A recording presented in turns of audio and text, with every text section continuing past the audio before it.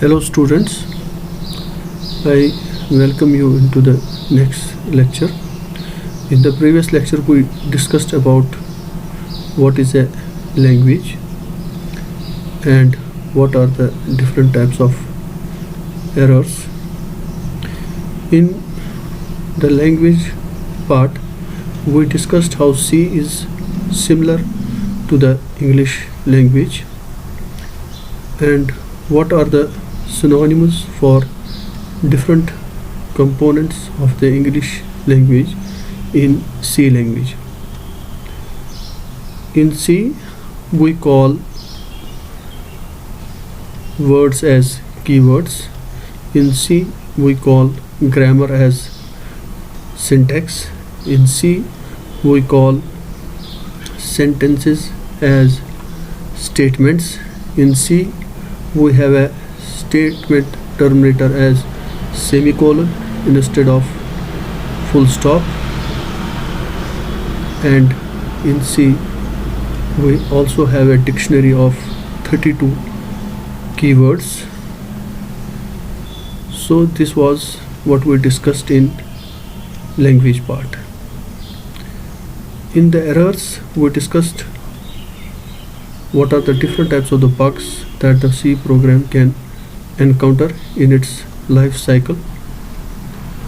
There is a bug called as syntax error that is reported by the compiler.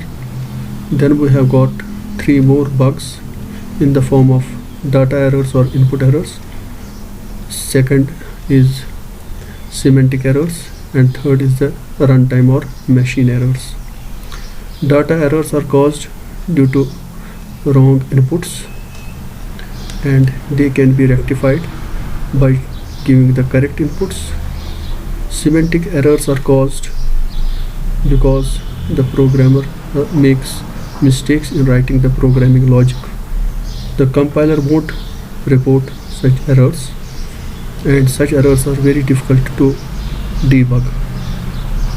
Then we have runtime or machine errors. These errors are caused because of the limitations of the machine, because there are some operations that the computer cannot perform, and once we ask the computer to perform such operations, for example division by 0, the computer will report an error and it will say that it is unable to perform such operation and the program can terminate.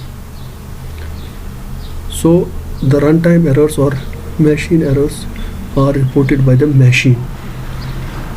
Now in this class we will discuss again further what are algorithms, which we have already discussed in the previous lecture. I will give two more examples of the algorithms and I will clarify further what are pseudocodes and flowcharts. I have already given their introduction in the previous lectures. Now algorithm, as you know, is a set of steps to solve a problem. Now how do we write those set of steps? There are actually three methods for that. One is a step form, second is a pseudocode, and third is a flowchart.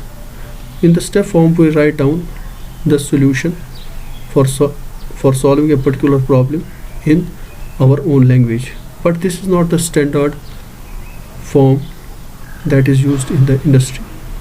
There are two standard forms that are used in the industry. These are pseudocodes and flowcharts.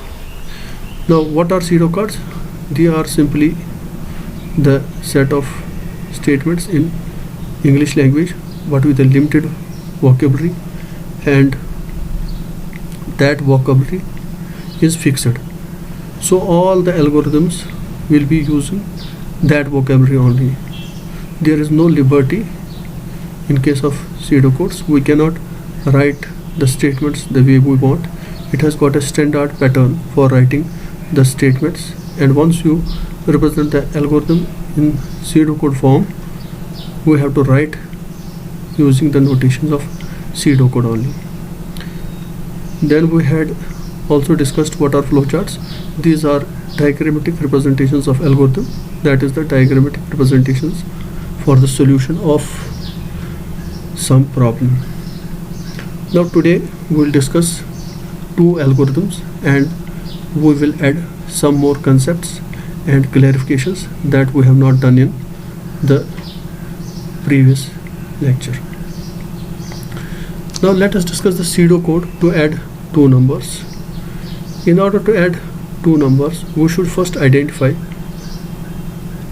what are the inputs and what are the outputs, and what is the processing that is to be done. In fact, these three things are to be identified before discussing the pseudocode or flowchart of any problem, that what are the inputs and what are the outputs. In case of adding the two numbers, it is the simplest problem and we can understand it easily. But if you understand this problem and this pseudocode, you will be able to write the complicated pseudocodes or flowcharts for any problem, because these are the basic steps that are required in most of the pseudocodes. In fact, there are some additions or some additional statements that we have to use and learn in the pseudocode, but the basic statements I will discuss in this pseudocode. This is simply a pseudocode to add two numbers. Now if you see, it is simply in the English language form. First, I have written what are the inputs. The inputs are two numbers A and B. Then what is the processing that is to be done? Since we are adding the two numbers, we have to do addition. And what is the output? Output is the answer. I hope you have understood. For adding two numbers, you need two numbers A and B. Then you need to perform the addition of these two numbers, and then only you will get the answer. But once we write in a pseudocode form, we have to represent numbers by the symbols called as variables. These are not variables used in the programming language. These are simply mathematical variables which denote that A and B are two numbers and they can have any values, and using those values we have to find the answer of addition of A and B. The first step of this algorithm pseudocode is start. The next step is we display a message that enter the value of A.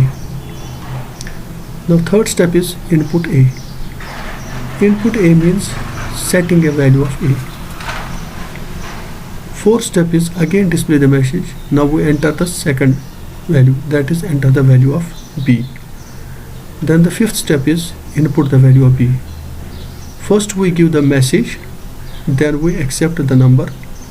Similarly, first we give the message that enter the value of the second number, then we accept the number. Next step is the processing. What is the processing? That is addition. How do you write addition? We say answer is equal to A plus B. Then after performing the addition, now we have to display the result.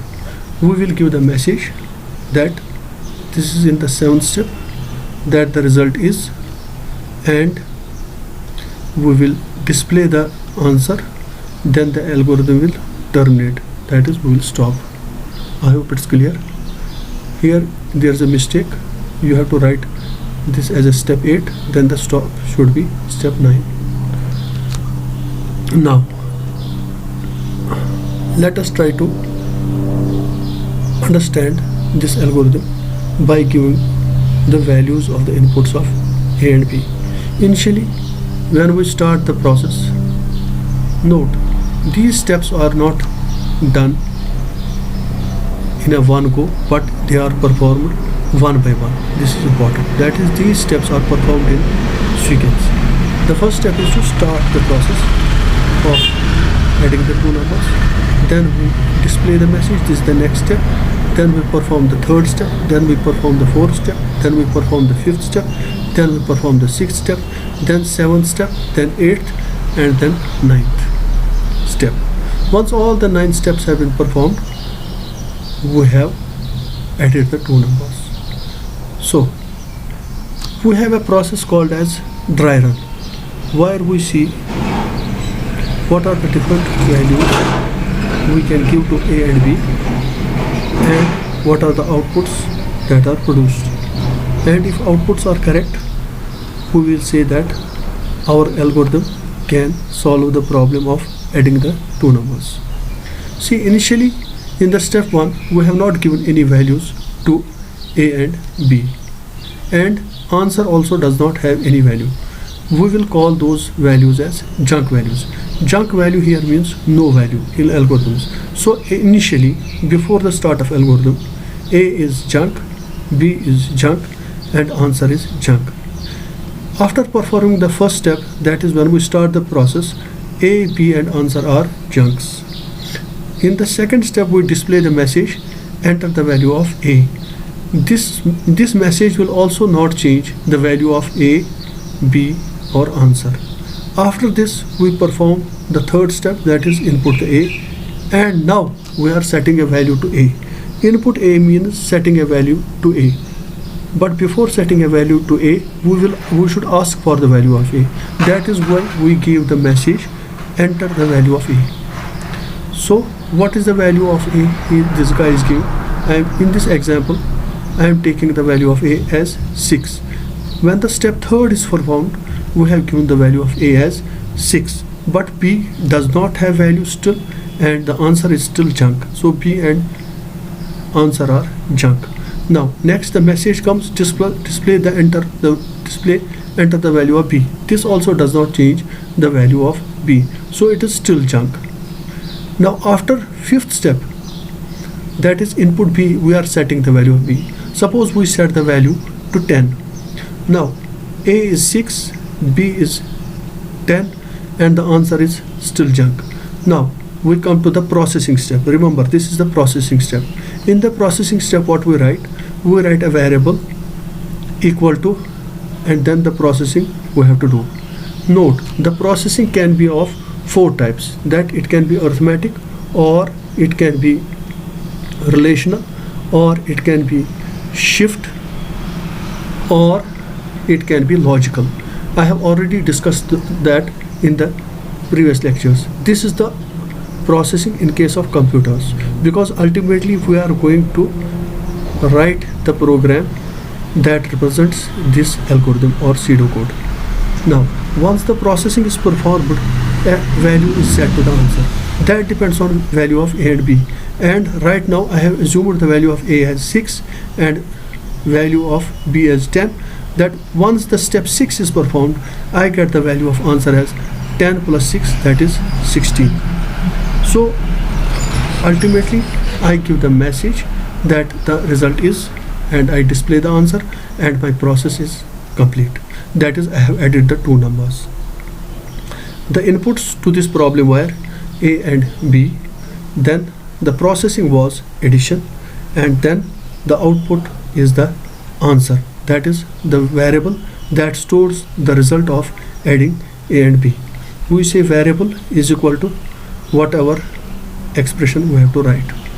This is how we write a pseudocode. In the pseudocode, the first step should be start and the last step should be stop. There can be multiple stops, but it has to be a single start.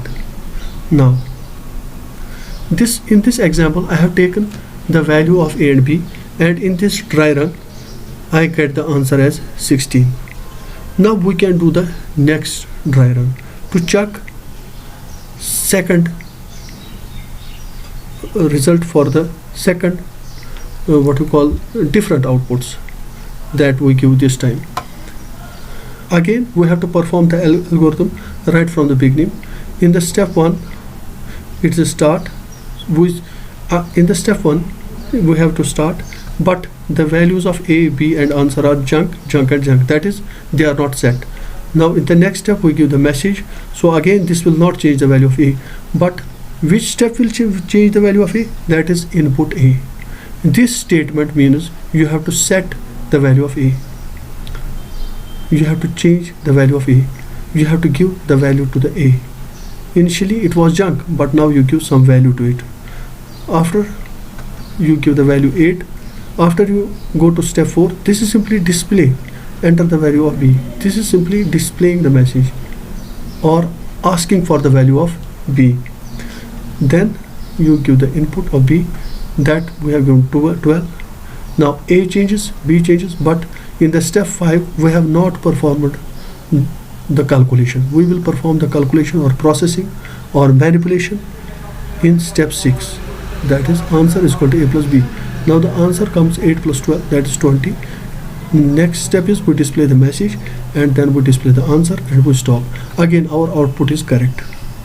So we have done dry run of this algorithm twice, but here I want to convey one point, that in the first case when we performed the algorithm we had one set of inputs, and when we perform the algorithm again we use the different set of inputs.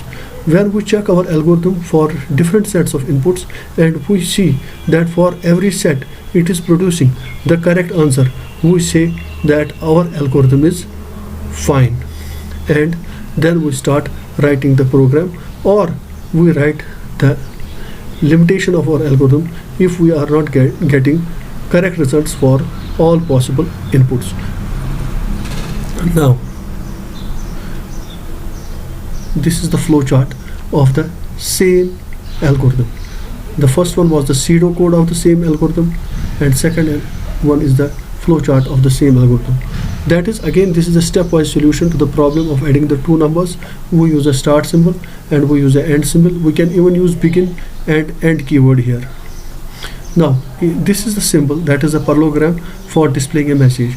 Here also we display the message, enter the value of a. Note, the message should be within the quotes in case of flowchart as well as in case of pseudocode. See, message is in the double quotes. Wherever there is a display, message is in the double quotes. This is a convention or standard in the algorithms or pseudocodes as well as flowcharts, that whenever you display the message, it should be within the double quotes. You should note it, and this is important. See here, I am giving three messages: enter the value of a, enter the value of b, and the result is, all the three messages are kept in double quotes. Now next is input a. See, for both input and output, that is, for accepting the value of a and displaying the message, we have the same symbol, that is the parallelogram. So parallelogram is a symbol for both input and display. We can even write for input, we can write a word except. Even we can write a keyword except for input. We can say except a instead of input a. Some books will be using input, some books will be using except, but this statement is used to accept a value of a, and this statement, display statement, is used to display the message. Display statement's grammar is, first you write a display, then you write the message within the double quotes. Input statement's grammar is, we write the input and then we write the what you call the variable. See here also in pseudocode we write in the same way, but here in flowchart we write within the parallelogram, and in the pseudocode we write in the English language. Same statement here and same statement here. Next, we accept the value of b. We have accepted the value of a, then we input the p, then we do the processing. Now see, for the processing is the calculation. Calculation means it will be always using a equal to statement, or it will be using the condition, that is comparison, or the other two cases, that is the logical operation and the shift operation. There are four types of processing which we have already discussed. In this example we are doing addition. Now after calculating the answer, now you should also note that the symbol for processing is a rectangle, not a parallelogram. Whenever you will do processing, that is calculating the or some operations or doing some calculations, you will have to use a rectangle. And once we have our result stored in the answer, this means add a and b and store the result in answer. On the left hand side of the calculation, there should be always a single variable. This is a rule. Now on the right hand side you can have any arithmetic expression. Then once the answer is found, we display the answer and our process has been completed. That is it. Now algorithm is independent of the programming language. Pseudocode or flowchart has nothing to do with the programming, but these two will be translated into the program, whether in the high level language or in an assembly level language or in a machine level language or 4GL or 5GL. So pseudocode or flowchart can be translated into any language. This is the first step for solving the problem. Now, in this example, we discussed the conventions for writing the pseudocode and the flowchart. I hope it is clear. Now we go for the meaning of input and output statements or symbols in an algorithm. Display statement or symbol is used for what? For display statement means in case of pseudocode, and display symbol is in case of flowchart. See, this is the display symbol, or say the picture or the diagram, and then this is the display statement. This is actually the display picture, that is, it should be a parallelogram. Now the display statement is used for displaying a message to the user. How do we write the display statement? We write the keyword display, or we write the word display. We should not say keyword, word display. Then we write the message within the double quotes. Display statement is used for two things. First is displaying the message, and second is displaying a variable value or contents of a variable to the user. How do we display? We say display A. In these examples you see it is display answer, and here we have a display message. And in the pseudocode also we have display message within double quotes and display answer. Display answer is a variable. Now display answer will display the value of the answer or the result of the addition, that is A and B. Now displaying is clear. Now we have the input statement, that is accepting the value from the user or setting the value to A. How do we do it? Or any variable. Accept a number from a user. So input statement is used for accepting a number. As we have seen now, display is used for two things. One is displaying a message, and second is displaying the variable, what is stored in a variable. Suppose here we go here, if I will say after input A, display A, it will display the value 6. If I say before input A, display A, it will display junk, because at step 2 we have not set the value of A. A is a variable because it changes with the time. Initially it was junk, and then later on it became 6. Answer was also initially junk, then it became 16. I hope it is clear now. Display statement is for displaying the message and displaying the value that is stored in a variable.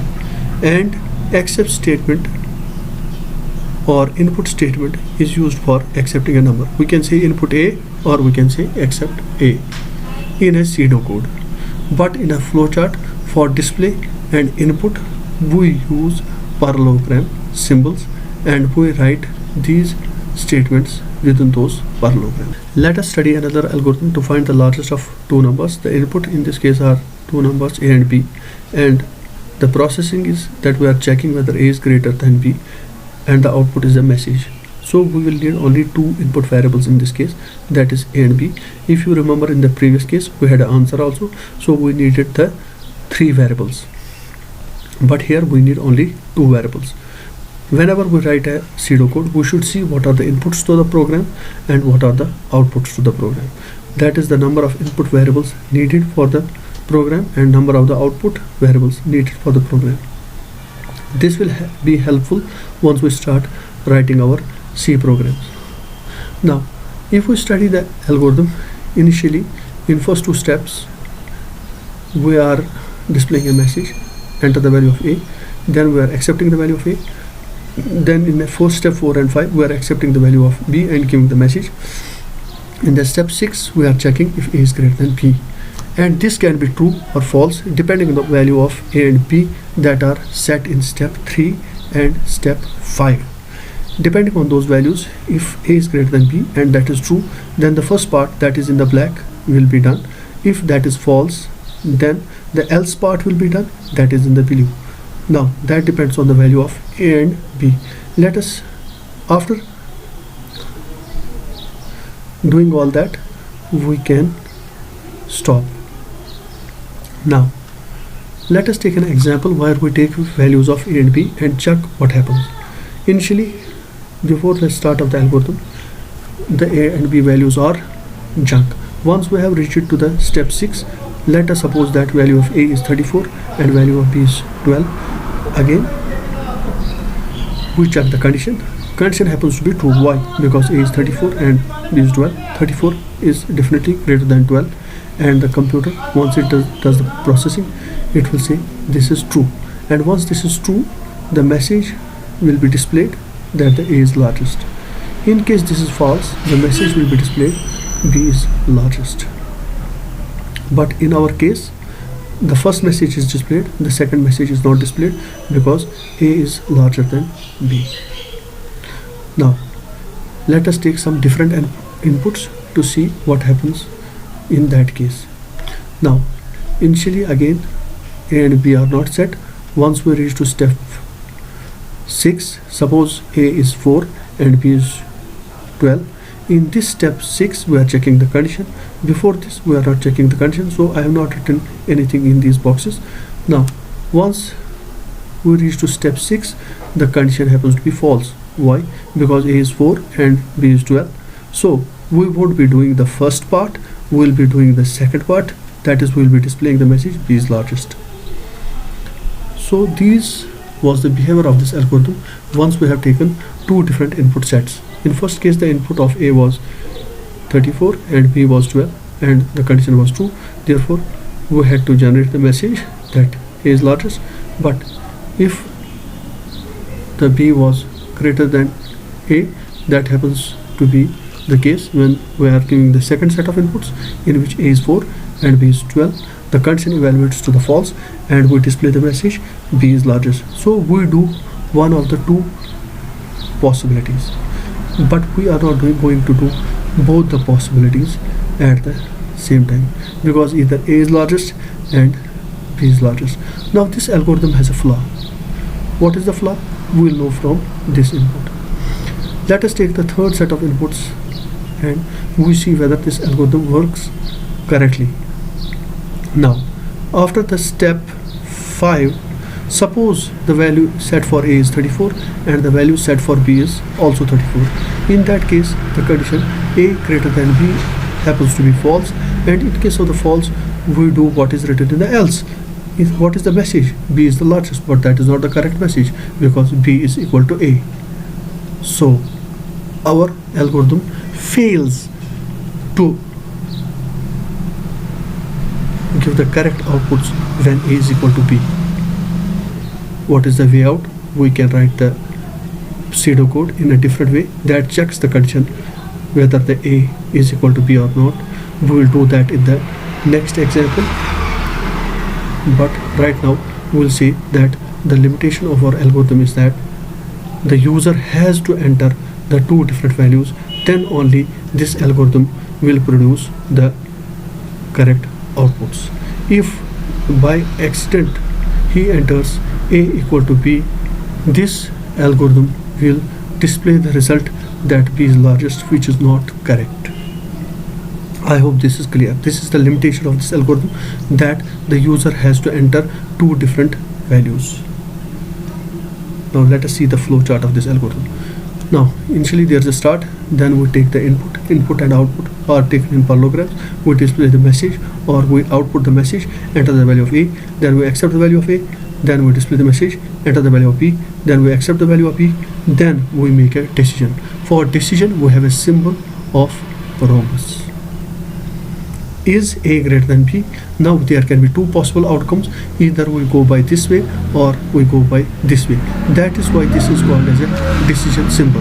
Rhombus is called as a decision symbol, whereas parallelogram is called as input output symbol, and the ovals are called as terminal symbols, because these symbols are always at the end of the flowchart, whether at the beginning or at the end. They are at the extreme ends.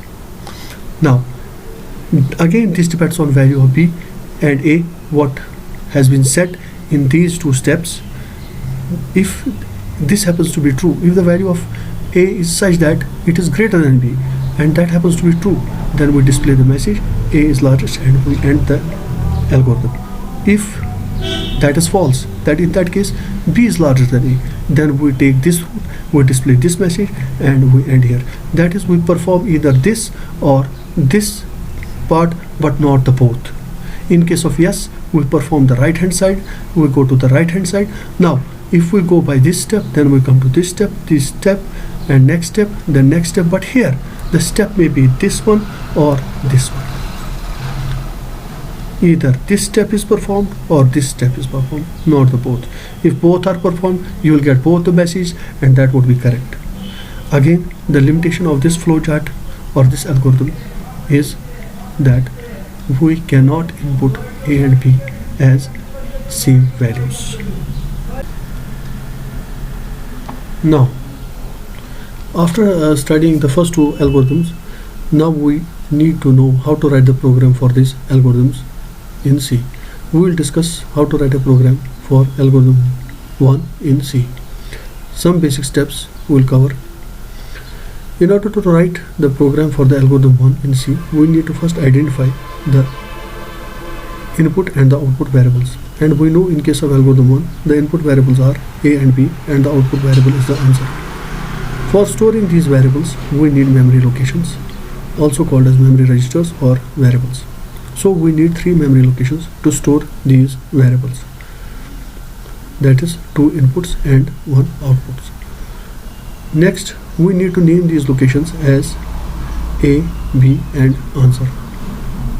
Then we need to write the input statements, output statements and processing statements. For writing the input statements, we use the statements scanf or cin. Scanf is used in C and cin is used in C++. We also need to write the processing step, that is how we find the answer of addition of the two numbers. In case of the second algorithm, we need to find how we write the processing step, that is the comparison. Next, we need to write the output statement, which is printf and cout for C and C++ respectively. How we write these statements, we will learn in the next lecture.